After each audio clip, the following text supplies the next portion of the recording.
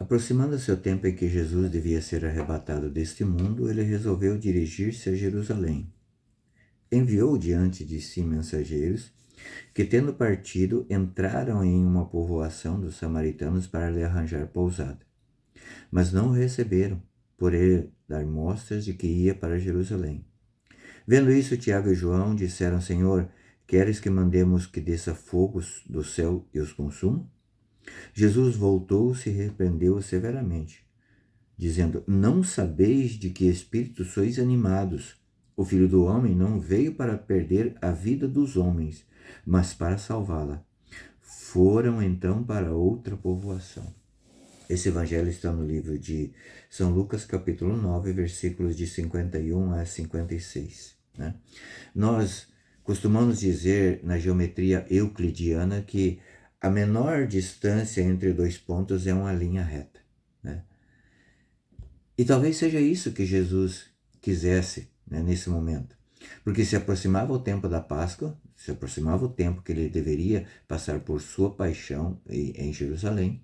Então ele queria, assim, ele não tinha, provavelmente não tinha intenção de evangelizar ninguém nesses povoados de Samaria. Porque ele queria passar por ali para fazer, né, um caminho mais curto. E Jesus manda os precursores por alguns motivos, né?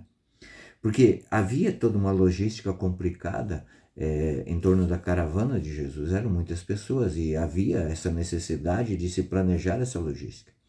Então Jesus manda os seus precursores, né? Talvez Jesus soubesse que eles iriam recusar, porque os samaritanos e os judeus, eles tinham-se uma inimizade de longa data. E era uma inimizade muito séria.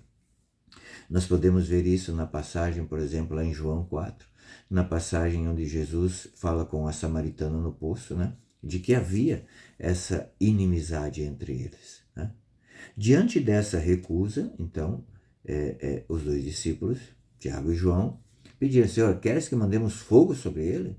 Jesus percebeu aqui que os seus apóstolos estavam com ódio no coração.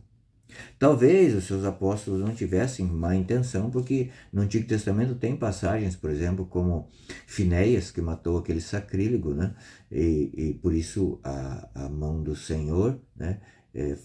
Tipo assim, parou de castigar o povo por causa do sacrilégio que as pessoas estavam cometendo. Né?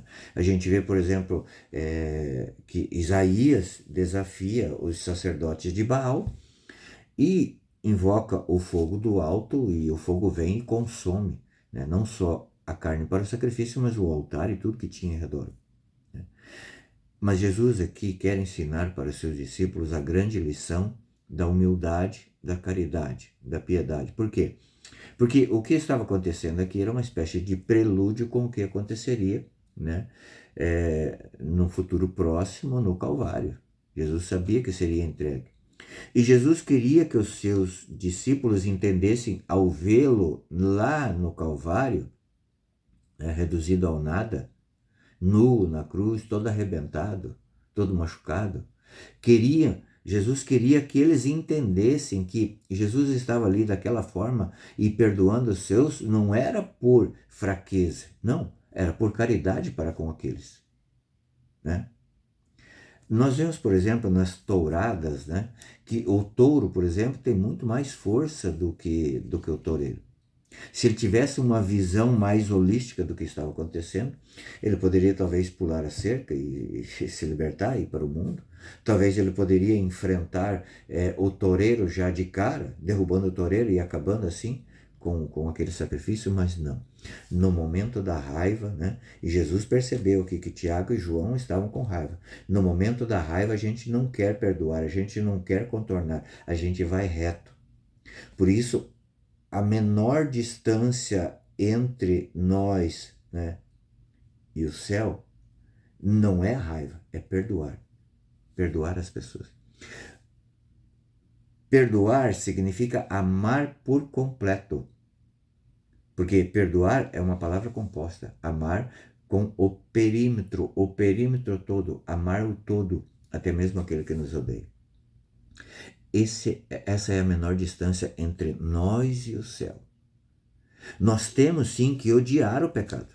Se é uma coisa que nos é permitido o ódio, é odiar o nosso inimigo, que é o demônio, e odiar o pecado. Nós temos que odiar o pecado, mas não o pecador. Nós temos que odiar o pecado em nós a tal ponto da gente se arrepender e chorar amargamente por ter ofendido a Deus. Isso nos é permitido, mas jamais odiar o próximo. Experimente, se alguém fala mal de você, experimente falar bem dessa pessoa para as outras pessoas. Você vai ver que você ganhou essa amizade não só para com você, mas para com Deus, principalmente.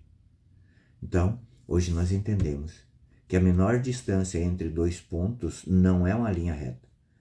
A menor distância para acabar com o pecado, para pregar contra o pecado, não é ofender o pecador, mas é amar o pecador, odiando o pecado.